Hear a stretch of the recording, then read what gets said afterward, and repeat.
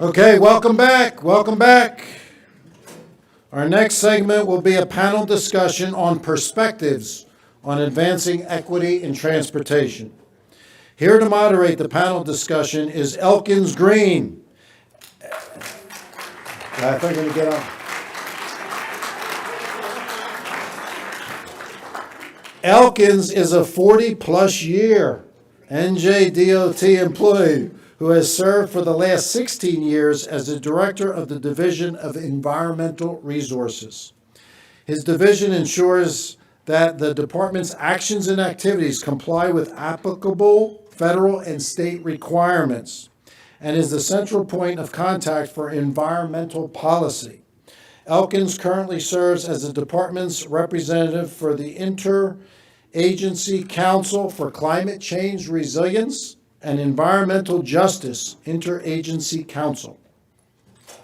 Elkins holds a Bachelor of Arts degree and Master's degree in Urban Planning from Rutgers University and is a certified public manager. Let's give a warm welcome to Director Green. Director?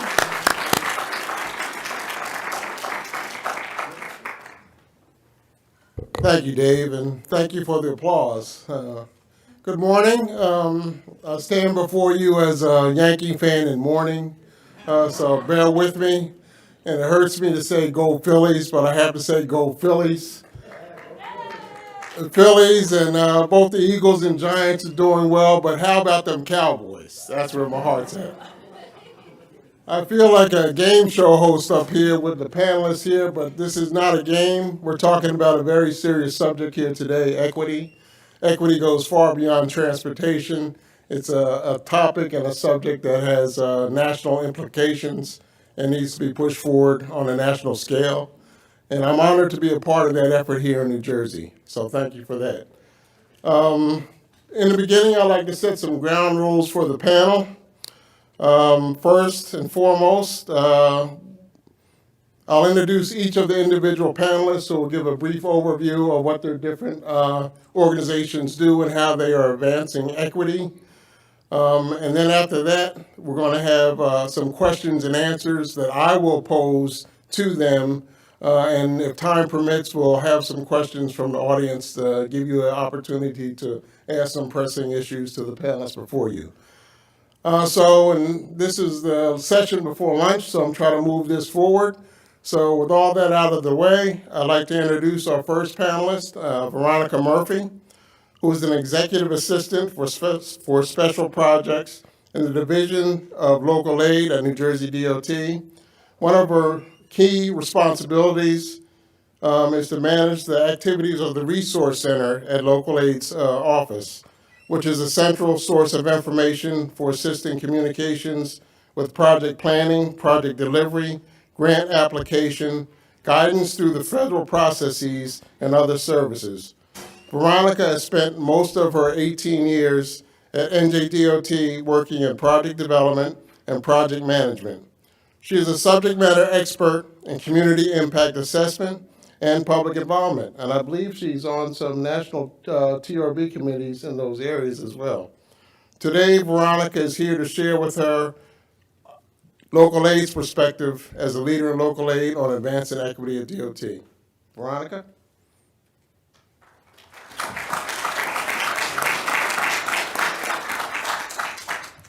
Thank you, Elkins.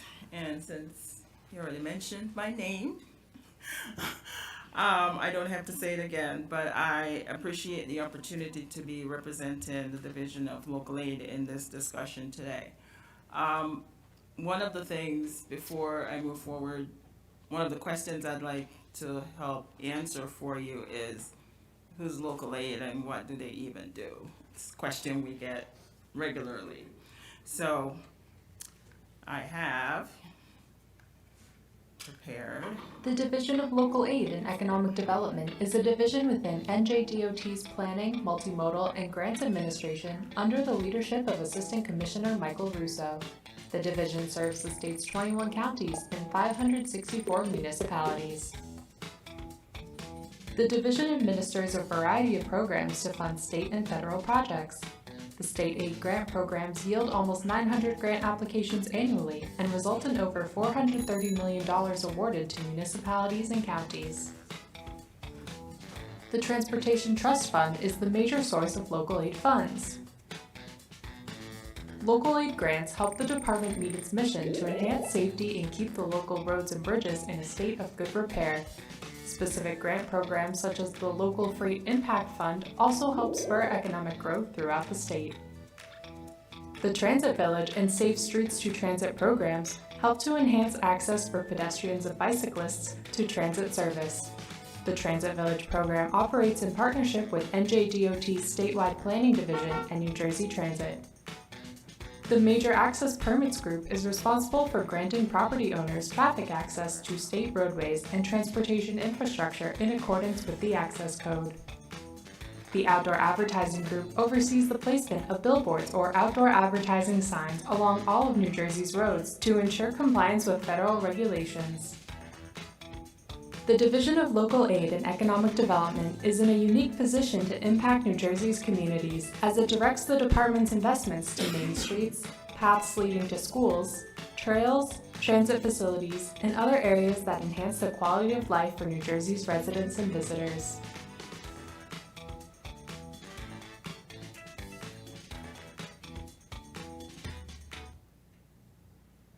So, some of you were paying attention, you would notice something new.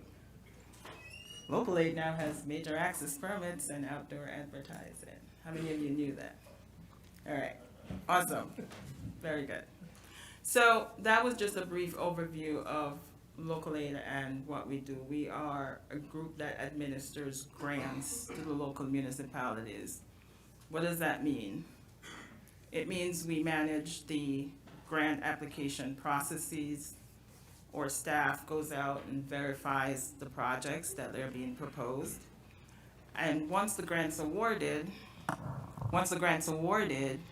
we actually oversee the local municipalities as they manage these projects. We do not manage these projects ourselves, okay? But we help them to be good stewards of the funds that they have received. So today's conversation is about equity. Quite recently, as my assistant commissioner mentioned earlier, equity is nothing new to the department. We have been tackling it for years, but it doesn't necessarily mean that because we've been doing it, we have been doing a fabulous job or that our work is done. So in assessing where we were and what we needed to do moving forward, Division of Local Aid realized that we could make some programmatic changes in our grant programs.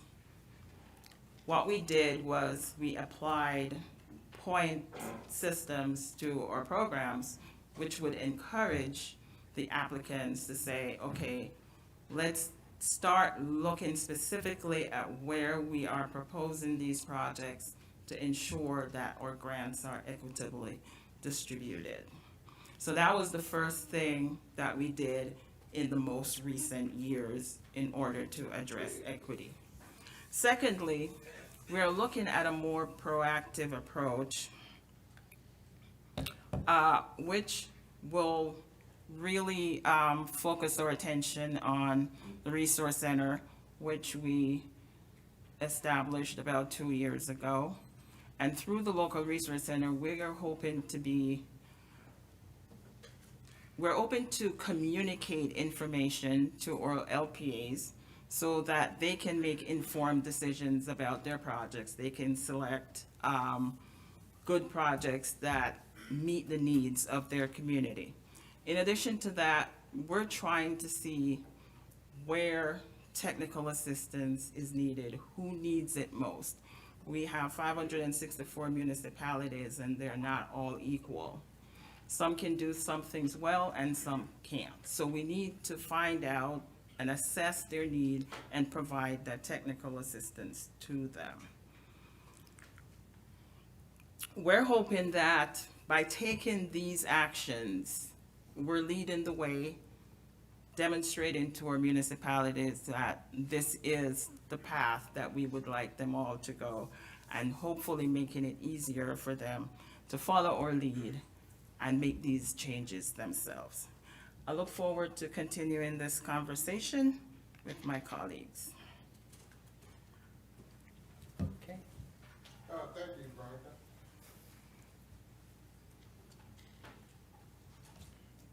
Now I'd like to introduce Krishna Murthy. He is the president and CEO of Easy Ride Transportation Management Authority. Over the last 30 years, Krishna has overseen the organization's growth from serving the Meadowlands with just 3 employees to launching statewide programs with 100 plus employees. Under his leadership, Easy Ride has evolved from being a transportation broker to a transportation provider that serves about 300 businesses in northern New Jersey today. Easy Ride's shuttle program operates 24/7 and was serving more than 2,000 riders daily before the pandemic. In recent years, Easy Ride launched Easy Ride for Life, a statewide transportation program with Lyft and Uber for older adults and low-income riders. The TMA's bicycle and pedestrian programs for kids have been established in more than 300 schools and municipalities. Today, Krishna is here to share with us his perspective as a leader among the state's TMAs. Krishna? Great, thank you. Thank you for the introduction. And I also want to say thank you to the folks at DOT for giving me this opportunity to talk about what happens in the trenches. I think you heard from Veronica what happens at 30,000 foot level, and you get to see what we do here on a day-to-day basis. So I think you'll see some contrasts. So my organization, Easy Ride, is a not-for-profit public-private partnership. And for those of you who may or may not know, this organization was actually created due to the gas crisis of the 1970s to help businesses get their employees to work. And NJDOT was one of the founding members of this organization, along with the Port Authority, the Sports Authority, the Turnpike Authority, the former Meadowlands Commission, and the Meadowlands Chamber. And I'm very pleased to say that those organizations are still very active on our board, and I appreciate the leadership and guidance that they have been providing us for the last 40 years. So at Easy Ride, we believe that safe, affordable, and reliable transportation is critical to a quality of life and the economic growth of the region. And transportation is a concern for people who cannot afford to drive to work, for older adults who do not drive, for people with disabilities, and also for businesses that do not have easy access to public transportation. And so for the last 40 years, we have partnered with businesses, state agencies, nonprofit organizations to set up transportation programs like carpools, van pools, shuttles, walking and biking, and of course, more recently, programs with Lyft and Uber. And the one underlying theme for all of our programs is affordability. Right? And we are able to do that for a very simple reason. That's because of the public-private partnerships that we can lean on. So if you think about the carpool program, the program is actually managed by the North Jersey Transportation Planning Authority, the NPO for Northern New Jersey. And businesses can take advantage of the carpool program without paying a penny. The same is true with the van pool program, managed by New Jersey Transit, and is offered to all the businesses. And in addition to offering their administrative support, they also offer financial incentives to encourage people to van pool. And once again, of course, now with all the hybrid workplace, of course, these programs are not where they were years ago. They've definitely come down in popularity, but they still serve a very useful purpose. And then the shuttle program, which is, I guess, the mainstay for my company. Once again, the public sector has a major role to play. They pay 50% of the costs, especially, again, New Jersey Transit / NJTPA comes into play. And then the remainder 50% comes from the private sector. And even in the private sector, a lot of businesses come together, so the overall costs are manageable. But what gets lost in this process is, as far as the shuttles are concerned, none of the riders pay a fare. They ride for free. And I think that goes back to my overarching theme of being affordable, right? Biking and walking, that's it's a given. It's available to all the schools and municipalities that we work with. Like we mentioned before, we work with about 300 different organizations providing this bike and pedestrian facility programs, and it has been very well received. And of course, there is no cost involved because most of the programs, as far as biking and walking, is again funded by the New Jersey Department of Transportation. And then the last program, which is the program that I really wanted to talk a lot about today, has to do with Ride for Life. So let me see if I can get this change. Okay, so Easy Ride for Life is a transportation program that we launched about 5 years ago, right? This is a program that we launched because we found that certain older adults did not have a smartphone and they could not take advantage of Uber and Lyft rides. That was the genesis of this program. And it was set up so that we could provide the service to anybody, 18 and above. And of course, it's available in all 21 counties. I didn't have to worry about drivers, didn't have to worry about vehicles. We just could leverage what Uber and Lyft brought to the platform. And what is very encouraging is that the ridership in this program has really doubled. Just in the last 12 months, ridership has actually doubled. And if you look at the graph, it has gone from 16,000 to 33,000 rides. Right? And we expect it to double again this year, from 30,000 to at least 60,000.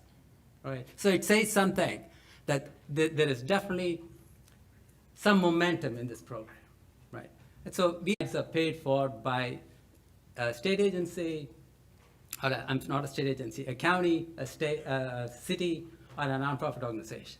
And if you look at it, most of that growth that you see there has all been from those sponsored rides. So the folks who pay out of pocket, they are using the program less and less. And if you look at 2018, they had about 10,000 rides, and you look at 2022, they're down to about 4,000 rides. Right? That is what is of concern to us, that all the growth is from the sponsored rides. And these folks who don't use this, who are using these rides, are much older. Average age is 78 years old, right? And in terms of how they use the program is also very, I would say, unusual, right? So in addition to them paying the Uber and Lyft fee, I also charge them a $2.50 admin fee. I also charge them an annual fee, so I get to know if they want to renew the membership at the end of each year, and so I have a most current database, right? And what we find is 1/3 of the folks never use the program. They have forgotten that they're members of the organization, of this particular program. 1/3 are aware that this is a program they would like to use, but they keep it as kind of an insurance policy for emergency only and never use it. But they renew their annual membership every year without fail. And then the third group use it very sparingly, maybe 2 to 3 rides a month, right? And so that is our concern, that these people need these rides, not able to use it because they can't afford it, and 90% of those trips are for medical and food shopping. So we are not talking about older folks going golfing. That's not the case here. And so that is the challenge that we face at this point. We are estimating that in our current program, I have about 1,000 older adults who participate in this program. So it's a nice random sample to look at. And I'm not sure it's a random sample. It is a sample. It's definitely not random. And our estimate is there are probably as many as 300,000 people who could use this kind of service.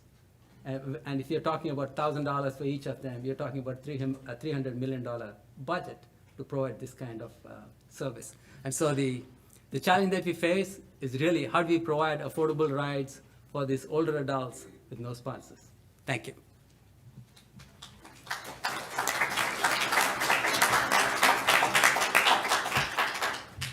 Thank you, Krishna. That is a big challenge, especially when the population is aging dramatically, including myself.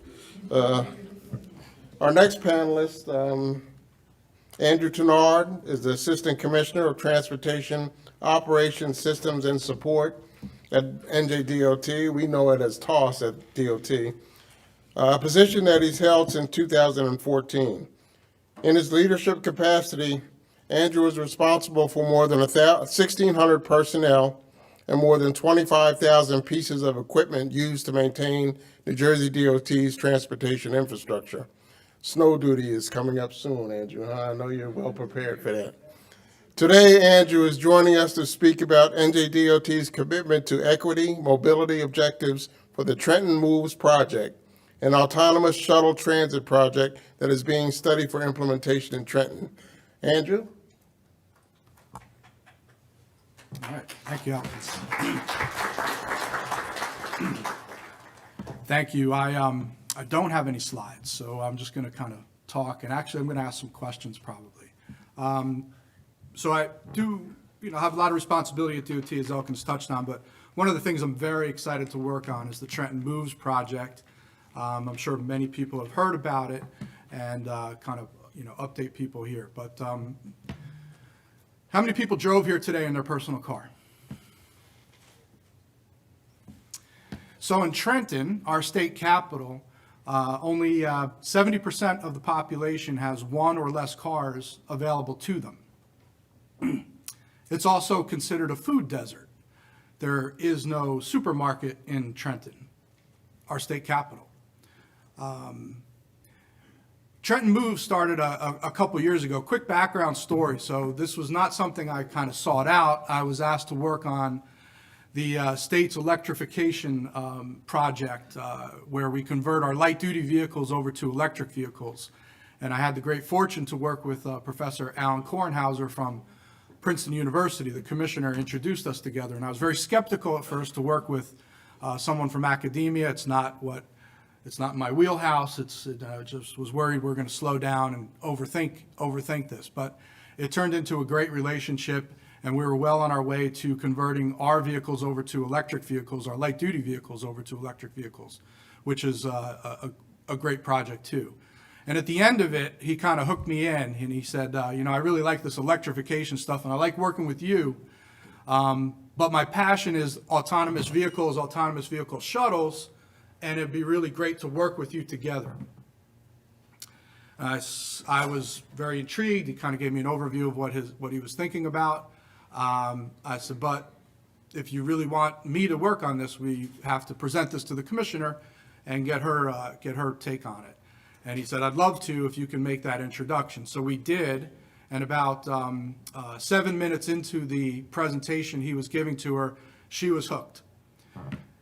Because she recognized what we're here to talk about is solving an equity problem. So the Trenton Moves project is a really interesting formation of different levels of government for one. So we have representatives who are participating from the governor's office. We have representatives from state agencies, DOT, so I'm sort of an advisor on this group. We have Motor Vehicle Commission. We're also involving the county, and in the lead is the city of Trenton. So we have these layers of government, which, as probably a lot of people in this room know, that's a challenge to have everyone kind of talking together. We also have some advice and from Alan Kornhauser, Professor Kornhauser, who has great reach across the world, quite frankly, in autonomous vehicles. So the bold plan is to have a network, a transportation network of autonomous shuttles that are electric shuttles, over 100 of them that operate in a operational domain throughout the city of Trenton, and create a partnership with a technology company or companies that will help run this operation. It's a very bold endeavor, but we really think what the point is leveraging this technology that there's been so much investment about. Autonomous technology is what I'm talking about, and try to bring it into an environment, an urban environment, an underserved community, and try to transform that community and provide transportation freedom. So not just equity, but actually give people the freedom to move around to where they want to go. So the older population, for sure, the younger population who can't drive yet, or they're too young to drive, or perhaps they don't want to drive, as a lot of my daughter's friends have chosen not to drive, and it's a head scratcher for me because I remember I couldn't wait to drive, but things are changing, and there's people now who choose, hey, I don't want to drive. But interestingly enough, just a quick note on that, when we started to have some discussions with city officials, one was the superintendent of Trenton City Schools. And that too, about 5 minutes in, he got so excited because he said, if we can pull this off, if you guys can do this, you will probably have solved my transportation problem. And we're like, what are you talking about? He goes, I can't get bus drivers. Didn't even think about that. So the problem for him was there were students who couldn't come to school or wouldn't come to school because the buses couldn't run because you didn't have drivers. And, back channels, we had discussions about trying to find people who can drive buses so that we can get kids to school, and it was especially pronounced during the pandemic. So that's just an example of why we're looking at and trying to bring to life and leverage the autonomous vehicle technology. And there's probably a lot of people sitting out there saying, it's dangerous, it's not going to work. Tesla's crashing all over the place, and it's just, not going to happen. But I don't believe that. I get, and probably a lot of people get, notices all day, every day of crashes in New Jersey. And if we look at that, we could probably contribute almost all those crashes are due to human error, and almost all those are speeding. So an autonomous vehicle, once it gets all the kinks worked out, an autonomous vehicle will not speed. It won't get tired. It won't text. It won't smoke pot. It won't get drunk. It'll show up. It won't show up late.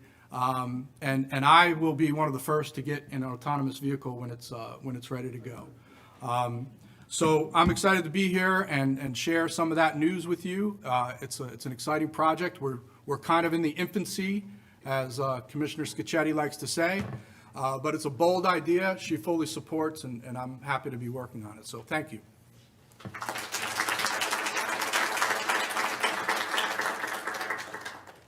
Thank you, Andrew. I too have some skepticism on those autonomous vehicles, but I'm willing to take a change. I'll ride with you.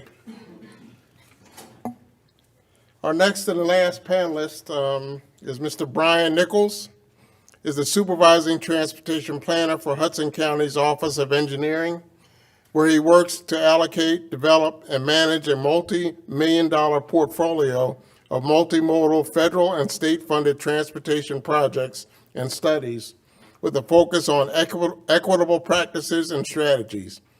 Brian also serves as the vice chair of the Regional MPO's Transportation Advisory Committee.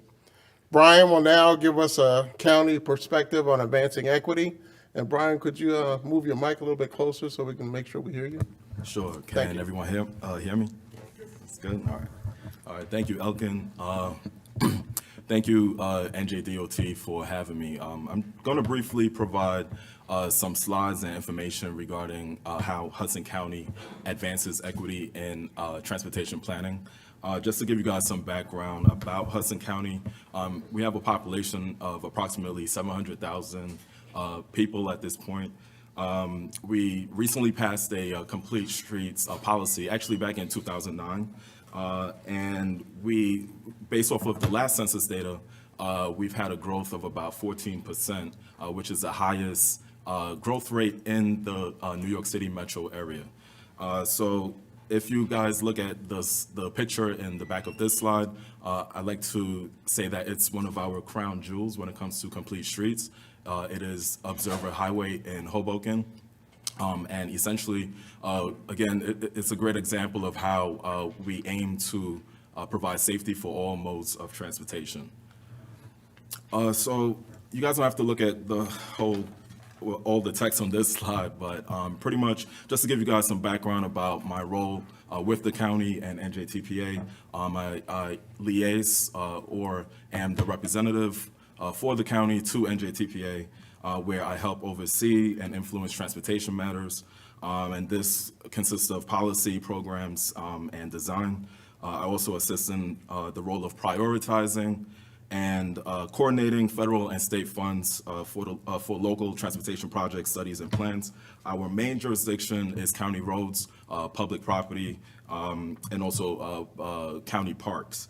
And lastly, with NJTPA and Hudson County, I manage the county's FHWA and NJTPA UPWP, the SCP grant. Usually, so the graphic or the picture on the right side of your screen shows a map of Hudson County. In this case, it's Hudson TMA transit map. I wanted to show a different viewpoint of transportation. Usually, maps are car-oriented, so in this case, it's transit-oriented. And then below is just a few bullet points about some of the committees that I serve on to represent the county. So equity is pretty much being, equity is on a federal and is being transferred to the MPO level and then ultimately to the local level. I think Keith Benjamin, he provided a great example of how the federal level is enacting on equitable transportation policies.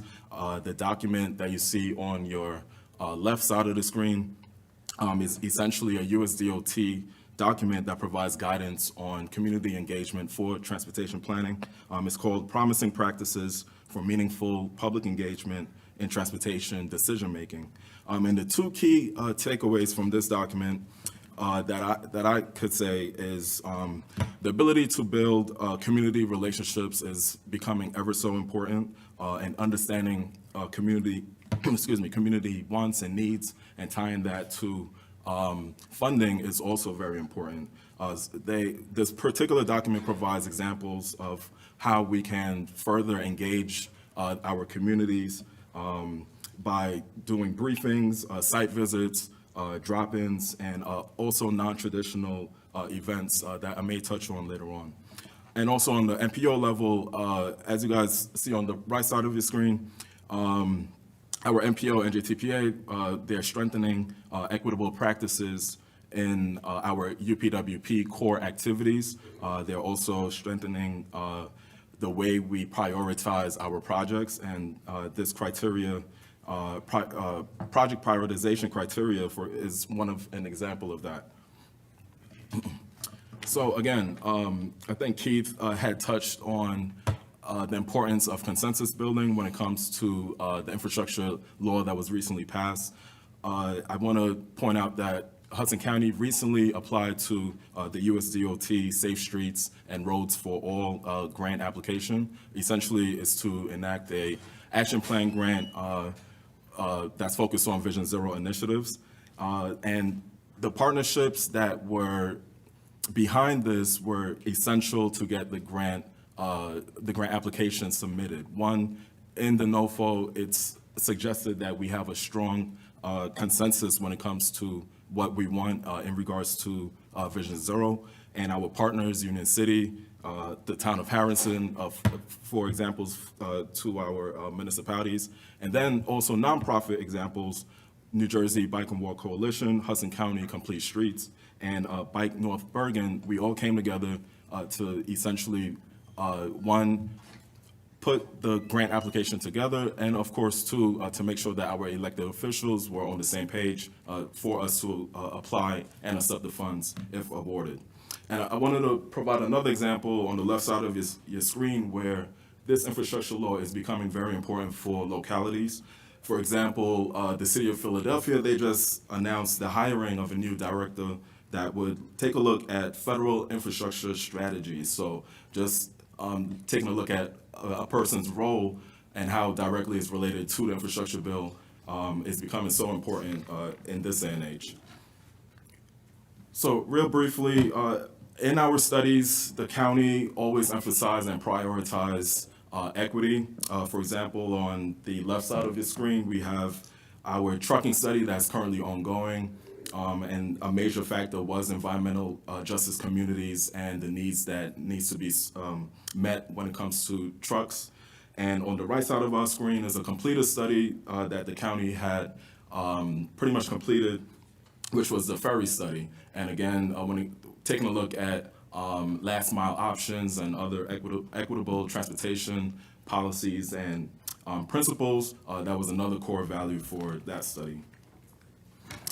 So we take advantage of NJDOT grants. We've applied to NJDOT's Bikeway and Safe Streets to Transit grants.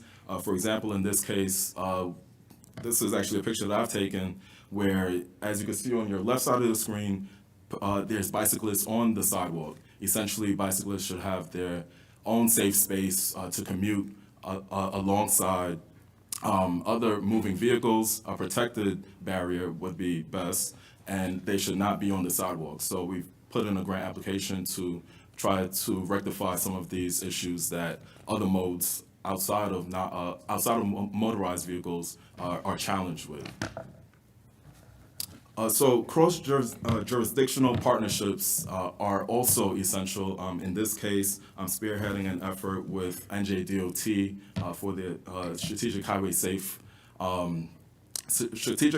Safety Plan, the Equity Emphasis Area Initiative. I want to mention Veronica Murthy is also spearheading it on the NJDOT side. So we're working very closely together to conduct a safety campaign and a demonstration project in an underserved community.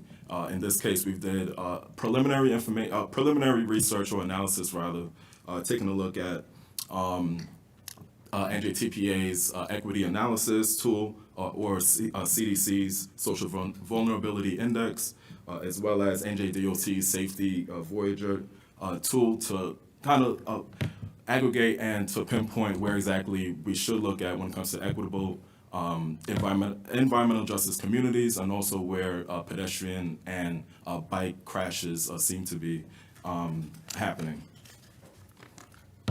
And then lastly, the county has applied to NJDOT's Transportation Alternatives Program. This particular project is in regards to connecting the Morris Canal Greenway. It is set to essentially provide bike and pedestrian pathways within Mercer Park, and again, to connect with Jersey City's bike network. We intend to provide some safety mechanisms for bikes on JFK Boulevard, which is a county road that would connect to the greater canal.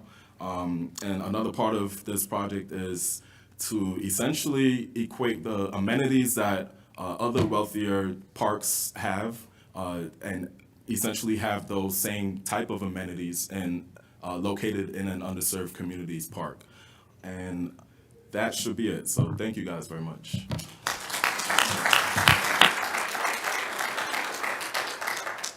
Thank you, Byron. Okay, now it's fun time. There are no prizes, but we are going to have some questions. I have a series of questions I'm going to ask, and if time permits, we're going to open it up to the audience. Okay, let's see here. First and foremost, Veronica and Krishna, you have the opportunity to answer the first two questions. I'll start with you, Veronica. How does your organization identify or define underserved communities, and what needs to be the common baseline among organizations?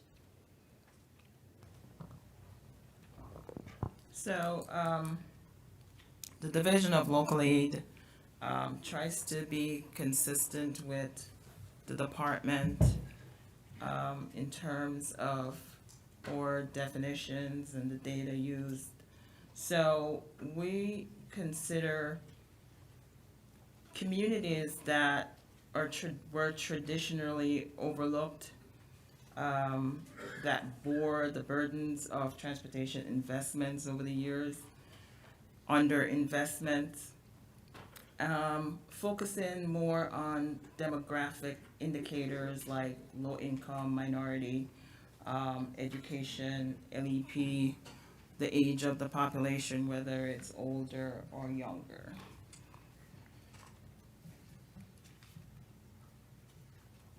The second part to that, do you see there should be a common baseline amongst organizations?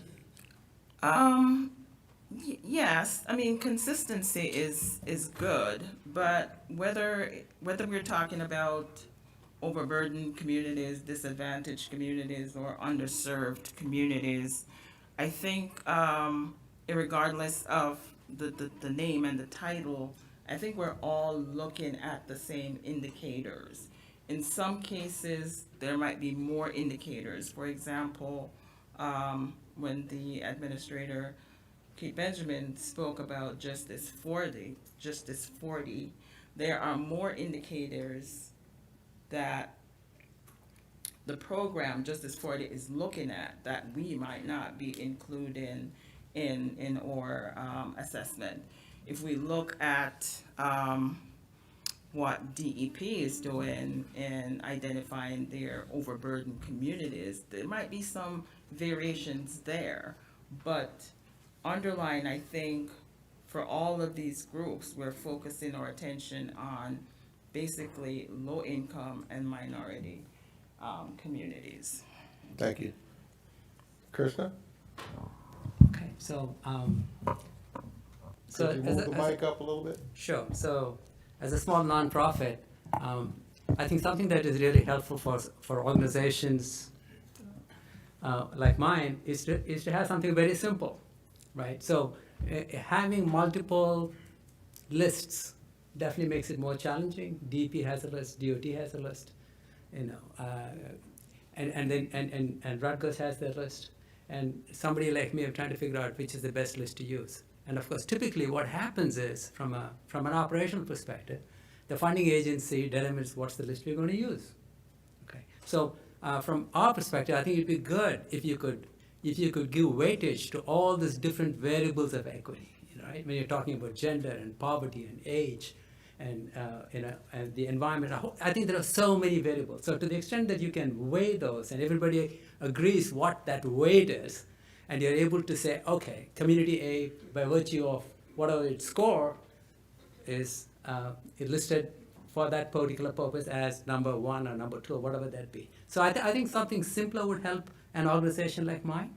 I understand why it happens, but from an operational perspective, I wish it could be simpler, right? So that's one aspect of it. If you can keep it simpler, it's definitely going to be helpful. The other part, the second part of the question, and I apologize, I missed that one. Could you please repeat that one? What needs to be the common baseline among organizations related to equity and underserved communities?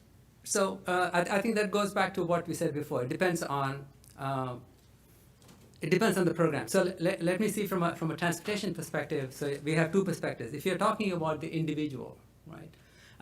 As a nonprofit organization trying to provide transportation services, I'm not trying to look for somebody who is disadvantaged. There's no way for me to find out, right? So from a practical perspective, what a nonprofit organization tries to strive for is affordability, right? Are my programs affordable? Are my carpools affordable? My van pools affordable? My shuttles are affordable? My Easy Ride for Life program affordable? And that's why I keep talking about the segment that I'm not able to serve and make the program affordable, right? So we really look at affordability as kind of the acid test as to whether we are doing it right or not on the equity scale. Thank you. We'll turn now to the other end of the table. I have a question for both Byron, and Andrew. I'll start with you, Byron. What barriers have you experienced in trying to advance equity for your initiative? So I believe the major barrier, at least on a county level, that I've come to experience is the different ideas or the differences between municipalities, right? So, you're going to have certain municipal leaders that would like to implement certain things in a different way. And from a transportation should essentially be done in a regional perspective. And sometimes the separation of those municipalities don't allow us to complete the mission of providing equitable transportation strategies or implementing those strategies and having equitable outcomes for them. Andrew? Thanks. That gave me a minute to jot down some thoughts there. So it's a great question. So there's actually, considerable barriers. I mentioned one, which I think is the biggest one, is the sociological acceptance of autonomous vehicles. And how do we get there? So conceptually, to overcome that barrier, the concept is to introduce this system with a temporary period of time where there's attendants on board to help people transition to how this works, to how the autonomous vehicle will work. And that makes a lot of sense, I think, right? Because most of us are reluctant to change, and we want to go carefully. We want to make sure it's safe, and having an operator on board for a period of time makes a lot of sense to help people become used to that. And I think that overflows into the larger barrier of policy and regulation. And this is actually what we're trying to grapple with at the moment is, well, what are the ground rules to have a large quantity of autonomous vehicles operate in the state of New Jersey? All the rules and regulations now are written in such a way that it assumes there's a human operator behind a truck or a bus or a car or something, or a boat. And it's different to think like, okay, if there's not a human being there, what are the rules? So that's what we're also trying to overcome with as far as the barrier. I heard an interesting analogy, though, back to the operators for a period of time on the autonomous vehicle. The challenge is, if we're trying to attract investors to come choose New Jersey to be this place that they want to launch in a large way their technology, from a business sense, they have to see, well, where do we get to full autonomy where there is no operator on the vehicle? How do we get there, New Jersey? Because if I'm going to come to New Jersey, you have to show me that it's worth the investment. Can't be operators forever, because that's not their business model. And that's what we're wrestling with, and that makes a lot of sense if we have to do that. I heard a good analogy a while ago on this. There was a time, probably in the beginning of the 20th century, where we ran out of real estate in the urban areas and cities, many cities anyway, to build wider. There was no more land, right? Manhattan, think of Manhattan. So what did developers do? They built up. And we have skyscrapers, beautiful skyscrapers now that's got a lot of people in it. Well, that introduced in a very large, big way, the need for elevators, because people are not going to walk up 100 flights of stairs to get to their office. Well, the initial part of those elevators had operators on them. And here we are 100 or so years later, and there are no operators on elevators. But that's an example of a transition that has occurred, and I would suggest we're going to go through the same thing now with ground transportation, that we don't need to have a human operator on that vehicle. And I think that's the biggest barrier we're all going to go through here. Thank you, Andrew. How many in the audience remembers elevator operators? I'm just curious. All right, good. I'm not the only one. Now I have questions that I'd like all of you to answer, and we'll start here again with Veronica. What are some important next steps for you and your organization to advance equity? So I talked about local aid taking a programmatic approach to equity by adding equity points to our application process. But we recognize that that is just not enough. We have to take it a couple steps further. We're dealing with 564 municipalities in 21 counties. And as I said before, they're all not equal. Some have the capability to do excellent things and others don't, not because they don't want to, they just don't have the capacity to do that. So we now have to find a way to be not a little bit more proactive, but a lot more proactive, and I'm looking at the boss. And he certainly shares this idea as well, to really look at, one, who's applying for some of these programs and who isn't applying. The ones who aren't applying, do they have the need for the resources that they are missing out on the opportunity? So that's work that we have to do. The administrator talked about how the federal government is opening up the opportunity for our local entities to go directly to them and get the grants, right? We're concerned with not only delivering funds to these municipalities, but also getting them to the end, seeing that these projects are successfully developed. I kind of wanted to ask the administrator, what does he see, or what does a successful project mean to him?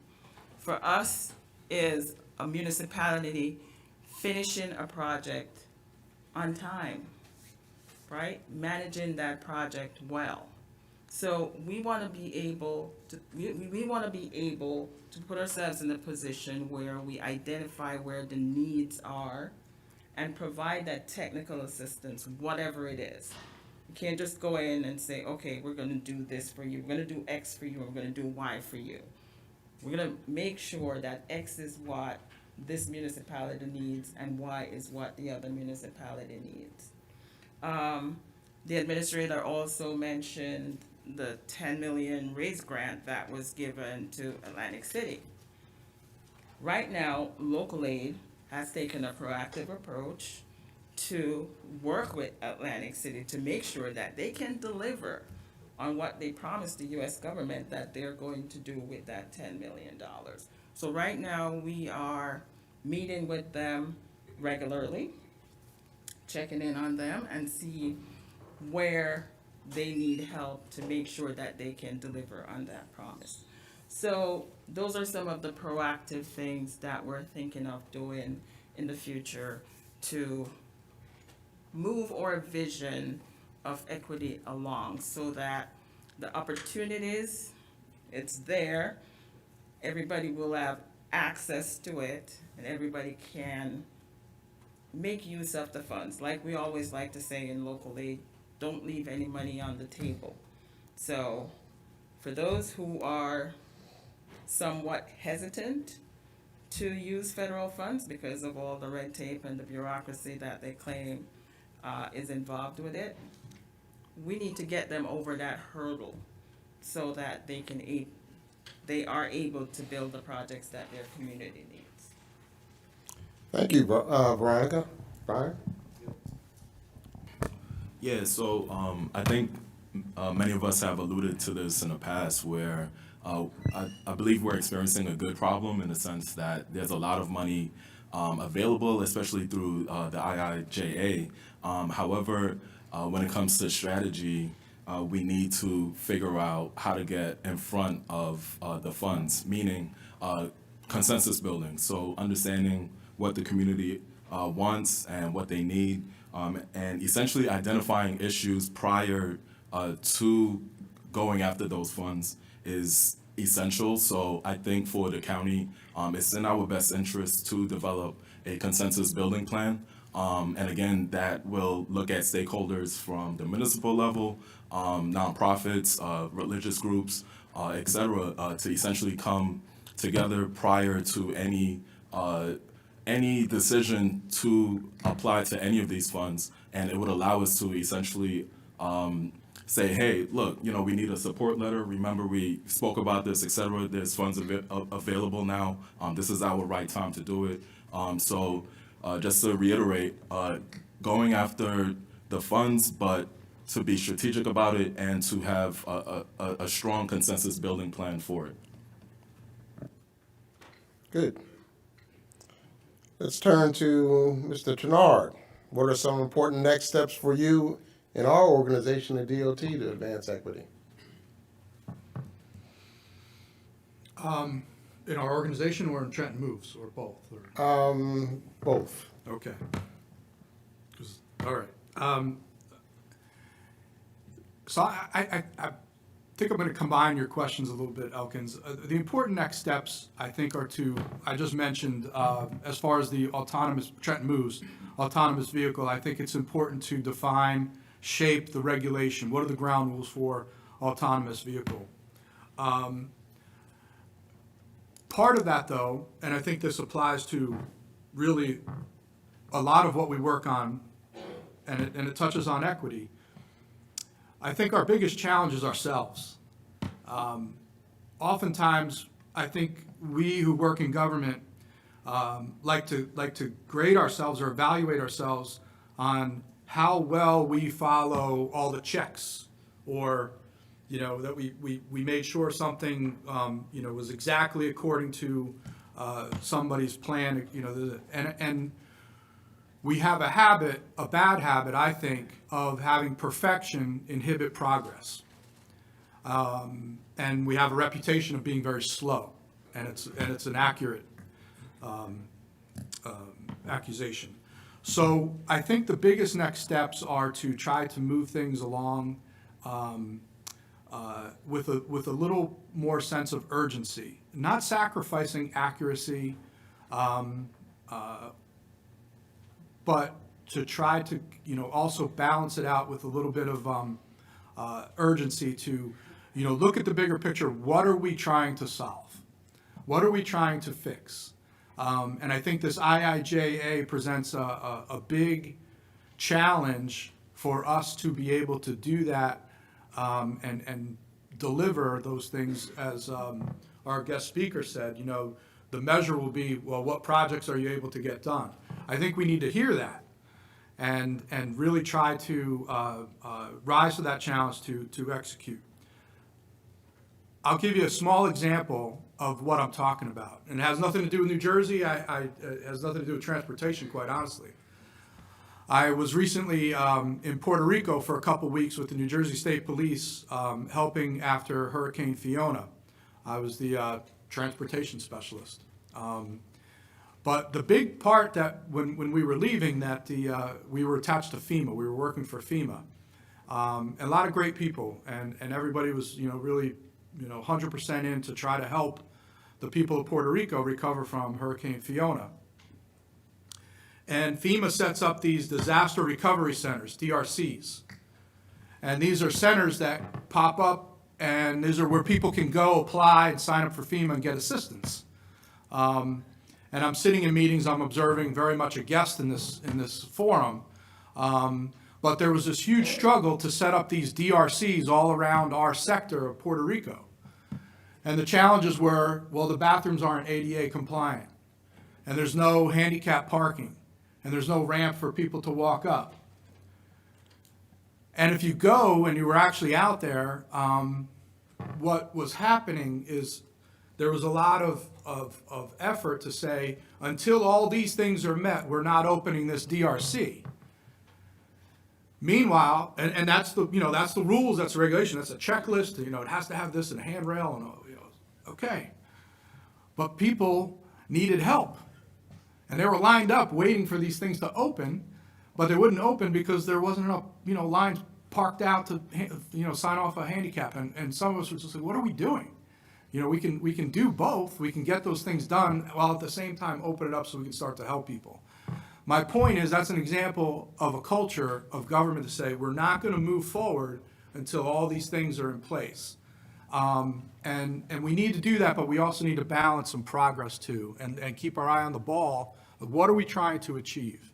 And the IIJA, Trenton moves as a microcosm of it. I think that presents a challenge for our next steps to go forward. Maybe I just got myself in trouble. I don't know. The commissioner's not here, Andrew, but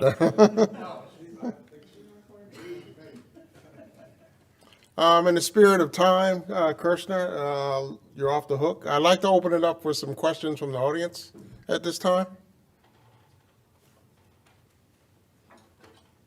Come on now, this subject is very pressing. Here's one over here. Oh, okay. Hi, Gary Bazuga, New Jersey Department of Transportation. One of the questions that I have is, Byron, you brought up that you were tying into the Jersey City bike path.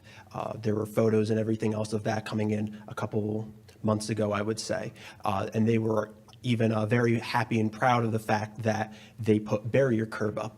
The issue was that the barrier curb doesn't have a proper pin connection. So anyone, resident engineers and field managers here today could also say is that if a car actually hits that at full speed, that's going to deflect into the bike lane. One of the other issues was that there weren't enough areas for sand barrels or for crash cushions, different things like that. I've had times talking where municipalities and counties have wanted bike lanes, and they've taken away left shoulders for an open median, where there's now head-on collision fatalities, and sometimes several within several years, which spikes an issue where we create more guide rail. This is also to the general area, but Byron, you specifically trigger this, where I want to make sure that we're all aware going ahead that we don't want to detract, especially from the safety for the communities that we're trying to help, because some of these best foot forward efforts seem to miss very important, in my eyes, aspects that NJDOT usually checks. Now, the Jersey City aspect is not a part of NJDOT. However, that kind of shows that there is a blind spot, especially with some of these aspects, that we're not taking into account all of the, I hate to say it, check boxes that we might have to make sure that everything is safe, everything is proper, because going through and having sat down and talked to county engineers, talking to family, going through where people are upset, people are confused, why has an accident occurred, while you have to look at them and explain that thing that your community really wanted technically helped aid in an accident that had occurred. That's more of my concern today, and looking at the different things where I see I have questions about the roadway that you presented for how some of that interacts. And I'm just wondering if anyone is able to answer to say how we might be able to prevent different issues and incidences that have occurred, that I've seen occur. All right, let's give Byron a chance to answer that. Yeah, Well, it's not just, it's not Thank just. you, Ed. Yeah. So yeah, one, I want to, I guess, confirm that you're referring to this image on the bottom left of the screen. Is it that one, or? Oh, this one. This one? Oh, the opening. Oh, okay. I could have stayed. Yeah. So, look, I'm not an engineer, but I work in the office of the county engineer, and the design manual that we follow is NJDOT's design manual. So, I don't want to talk too much about the different approaches to design. I do have experience with some of the standards on the New York side, but I'm pretty sure that whatever is implemented on this road it has been with partnership with NJDOT and Hoboken at the time. So yeah, I mean, nothing is essentially perfect, but we haven't had any situations where that was a concern in the recent past since it's been implemented. I hope that answers your question, by the way. I mean, you could have further discussions offline that I think the details can be worked out, but I appreciate the response and the question. I saw another question over here. How do you think about equity in terms of, if you're thinking like Trenton Moves and autonomous vehicles, the average Uber or Lyft driver is probably making $50,000 a year. So they're more of the disadvantaged people. So you get rid of all those jobs where people are doing so then there are less jobs for lower skilled people. How does that benefit them? I think, I think any kind of transformational change is going to have perceived negative effects. But I don't think it's accurate to view the Trenton Moves project or the autonomous movement as necessarily a threat to Uber drivers or taxi drivers. Or it's really trying to create another option for people who don't have that option, right? I mean, Uber and Lyft are hardly perfect, right? And the economic scale changes, right? When there's a lot of demand, the prices go up, and so it's really hard to budget for it. But I think that will be here and will serve, you know, that market just fine. So people who want to continue doing that type of work and want to, you know, continue to drive, that'll be here. You know, Uber and Lyft are actually looking at autonomous vehicles themselves to, you know, kind of supplement their service. But there'll be, you know, these things won't happen overnight, and I don't think people will be harmed in the long run. I think, you know, one thing about we humans, we have an ability to adapt, and you know, we're pretty tough and can kind of like roll with the change, and I think that will happen here. Don't forget all the jobs that are created with autonomous vehicles, right? So if you put 100 autonomous vehicles into the city of Trenton, they need to be maintained, they need to be cleaned, they need to be charged. So there's probably going to have to be some maintenance depot with, you know, I don't know, dozens to 100 people who are going to have jobs doing that. So it's not a, you know, it's not a negative all around, right? Am I allowed to jump on and piggyback? Please. Yeah, go ahead, Mike. The other part of that, that you didn't mention, I know you've mentioned this in the past, is there are job opportunities in proximity to the city of Trenton that people don't have access to. And the mere fact that this autonomous shuttle fills the void to provide another form of transportation will actually be resulting in greater employment opportunities for those that can't get out to Hamilton Township, to Robbinsville, to wherever, with the current transit system that exists. So the shuttle itself has an economic benefit and expands the employment opportunities. Exactly. Thank you for that, Mike.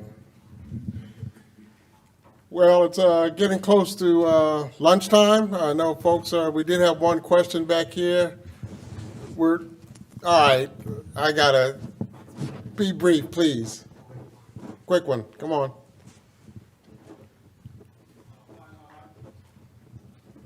Voice is loud enough. There Okay. you go. Hey, I'm Jo Young Lee. I'm with NJIT. I have a question for Mr. Donald about the Trenton move.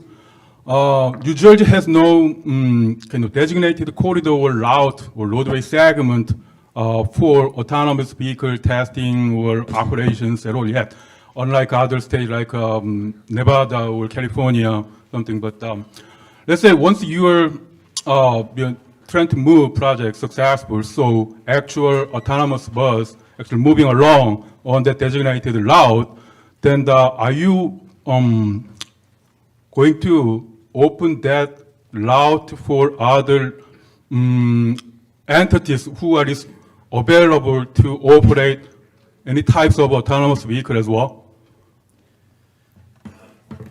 Well, it's being discussed, right? So nothing's been decided yet, but the concept is, let me back up. I think we have to ask ourselves a different question. We're not Nevada, and we don't want to be.